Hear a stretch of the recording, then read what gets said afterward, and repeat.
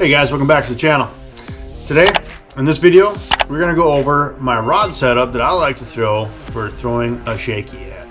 Now, a lot of guys are going to throw shaky heads on spinning rods. There's nothing wrong with that.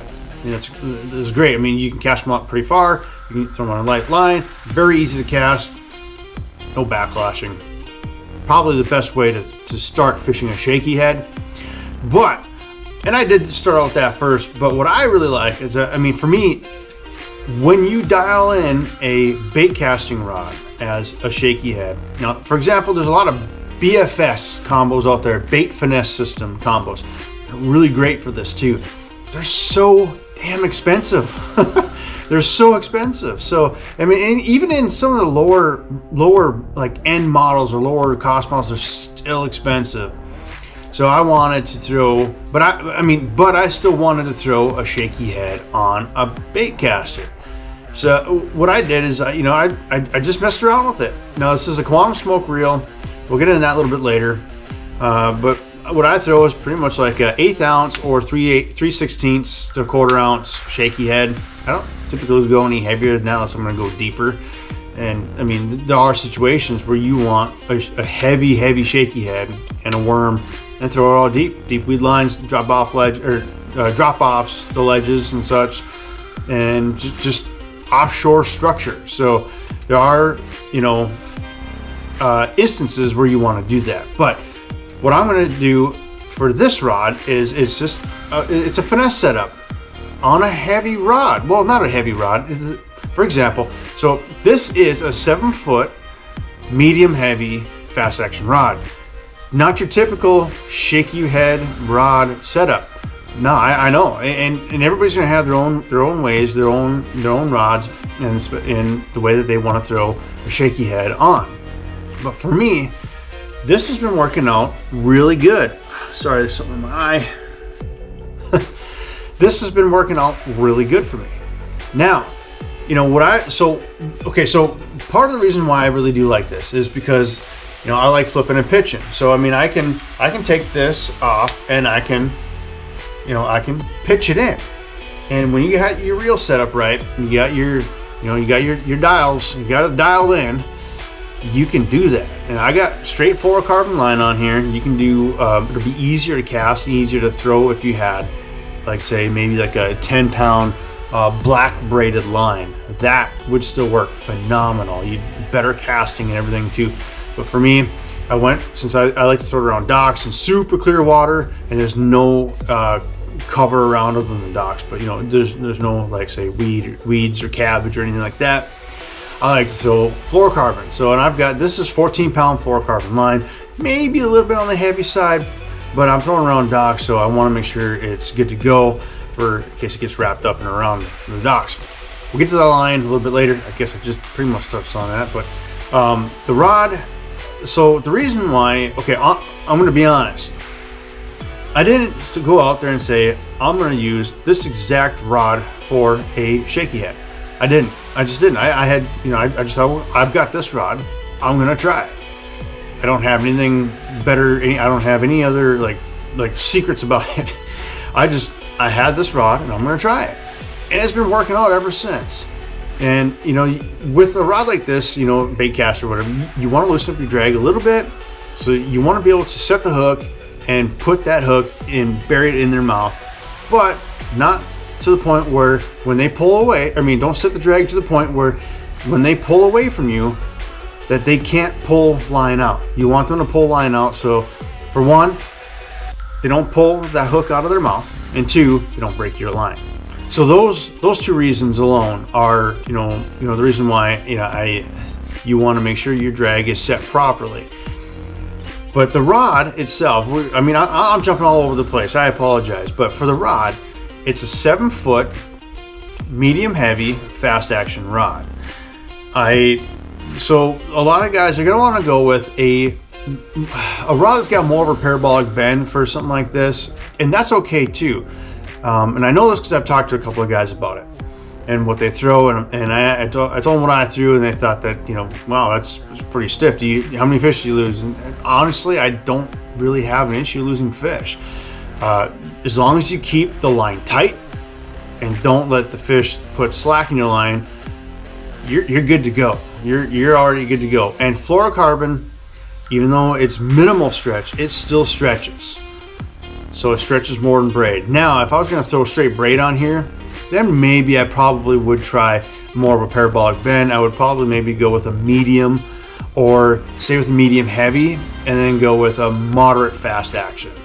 But for this works out great. I've done some videos around some docks and some bridges, throwing a shaky head on this rod, and caught a bunch of fish, big and small.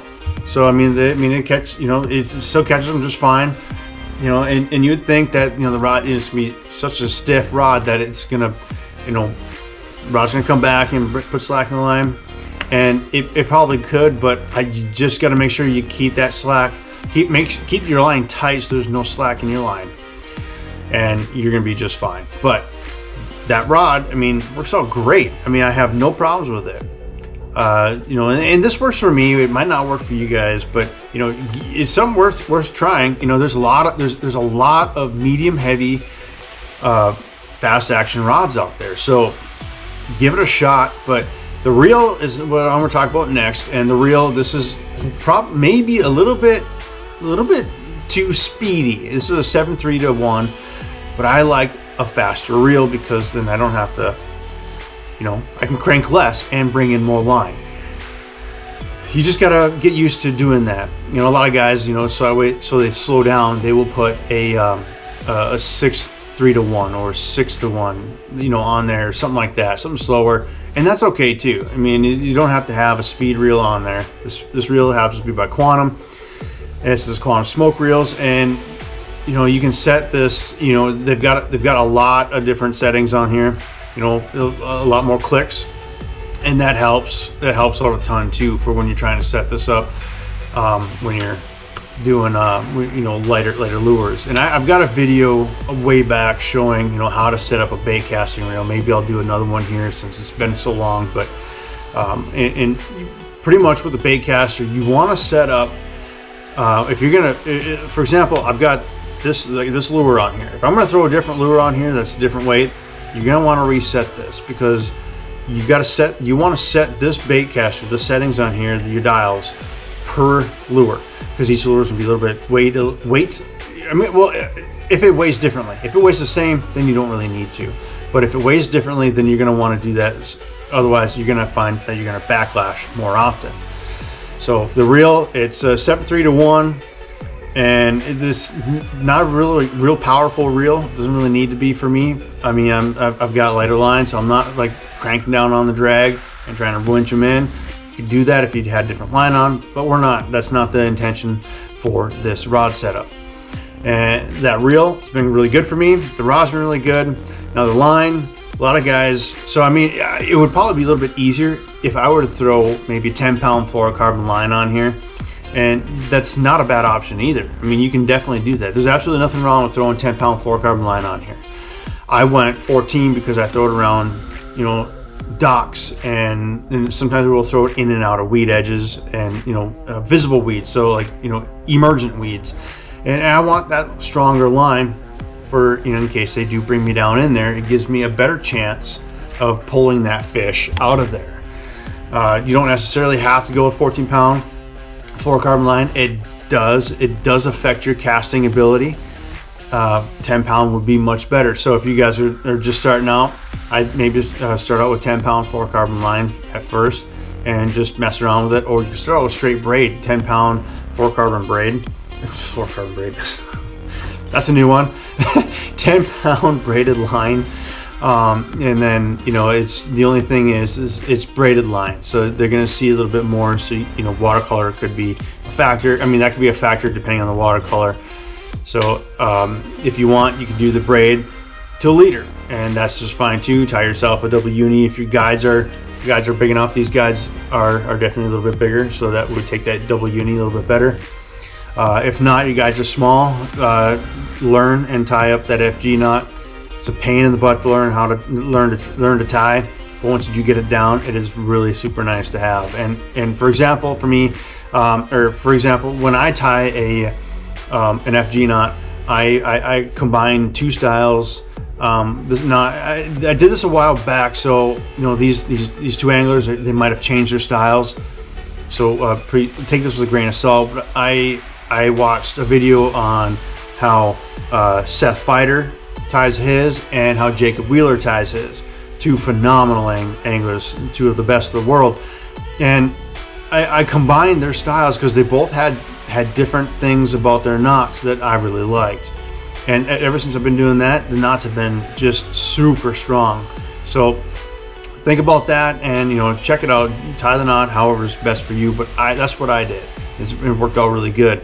And that FG knot, it's a smaller knot. It's smaller than the double uni, so it will get through the guides much better. All right, back to the rod. So we talked about the rod, you know, the rod blank, and then we talked about the reel and the line. That's pretty much it. You know, I mean, you know, if you have trouble, if you start out with this heavier of a rod setup, you have trouble hanging on fish, maybe bump down to like say a moderate fast action rod and see if that'll help you out. But other than that, and then the line too, you don't have to do 14-pound fluorocarbon line.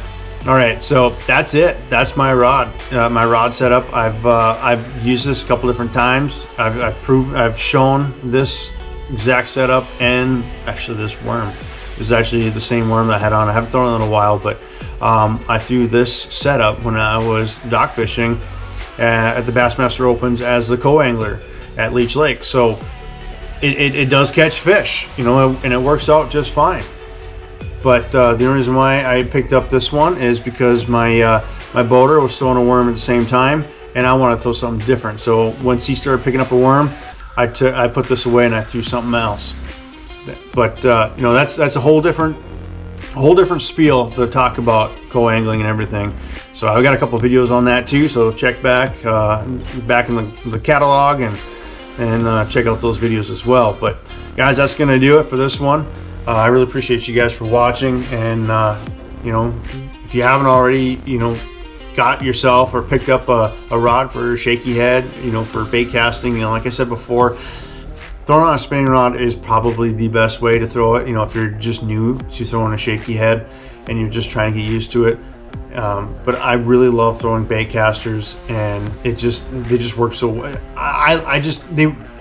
It works well for me to throw a bait caster the way I fish. So, and it might not work that well for you, but you know, it's worth giving it a shot, and it might just change your life. But probably not, but anyways, give it a shot, just see what you guys think. And again, thanks for watching. I really appreciate it. If you guys haven't already, please subscribe to the channel, and we'll catch you next video.